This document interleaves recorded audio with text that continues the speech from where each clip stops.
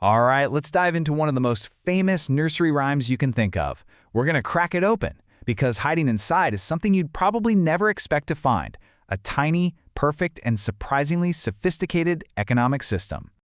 It all kicks off with this one simple question. Seems innocent enough, right? But this is way more than just a kid being curious. This is the catalyst, the spark that ignites an entire economic transaction. It's a direct inquiry to a producer about whether a resource is even available. So let's really unpack what's going on here. This isn't just a catchy tune, it's basically a little model of supply and demand. The whole thing starts with a consumer, the boy, who has a potential need, and he's checking on the existing supply. Now, check out the sheep's response. It's not a maybe, it's not, let me check. It's this incredibly enthusiastic, yes, sir, yes, sir. So right off the bat, we know this economy doesn't start from a place of scarcity. It begins with a definite surplus of goods. And the amount is super specific, 3 bags. That number is so important. It tells us there's a clear, limited amount of product to be distributed. This isn't an endless supply. It's a specific bounty, which means it has to be allocated in a smart way. Okay, so we have the supply. The next logical question is, who gets the wool? And this is where it gets really interesting, because the rhyme lays out this beautifully clear and structured system for how it all gets divided up.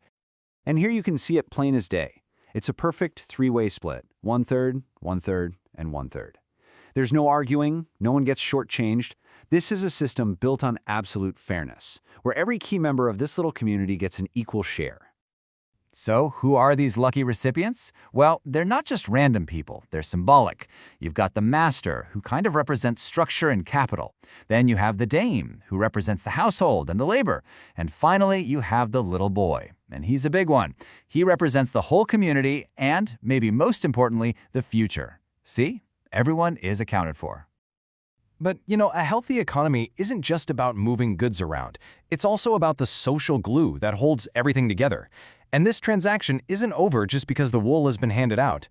Oh no, there's one more absolutely vital step. Just look at how everyone reacts.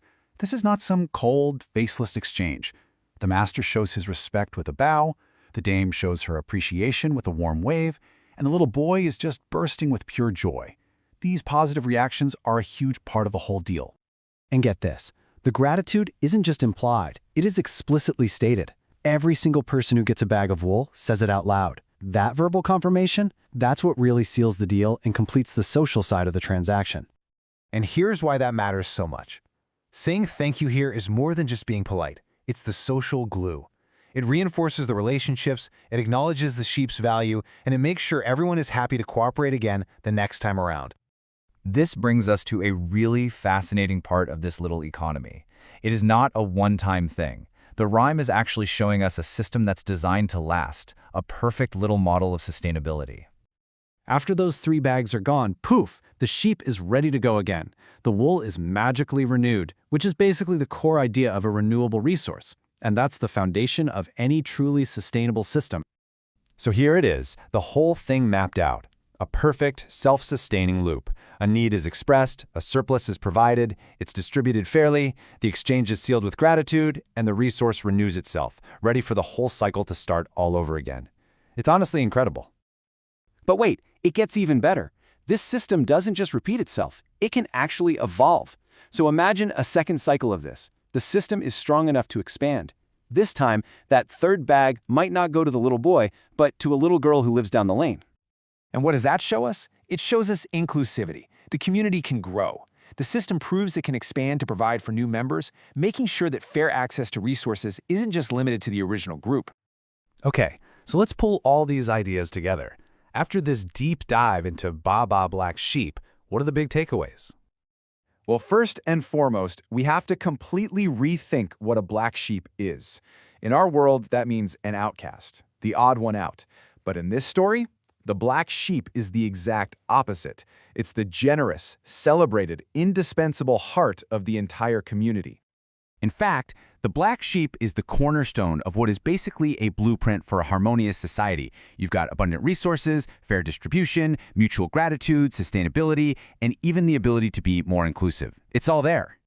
And this final moment really says it all. The sheep turns and gives a little wink.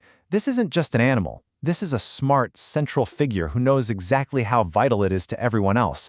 It's the happy, willing engine that makes this prosperous little world go round. Which really leaves us with one final big question. We spend all this time and energy trying to build these complex economic and social models that are often full of problems. But what if the blueprint for a better, more sustainable, and fairer system has been hiding in plain sight this whole time, tucked away in one of our simplest stories?